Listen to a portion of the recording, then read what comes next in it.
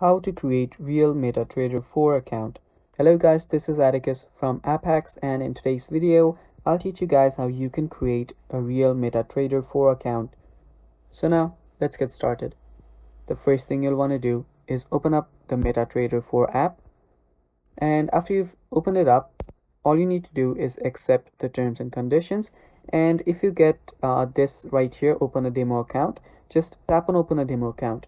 If you don't get that, you can directly go to the settings option right there and choose a new account. Here tap on open a demo account, and here you'll need to just create a demo account. Here type in your name, type in your phone number, type in your email, just type in whatever you want.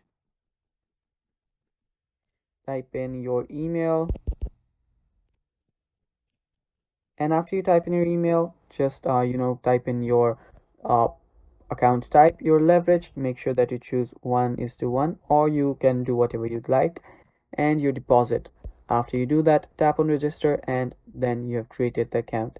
So it's that simple, guys. This is how you create a MetaTrader 4 account. Thanks for watching. Stay tuned for more. If you are new to our channel, go down below and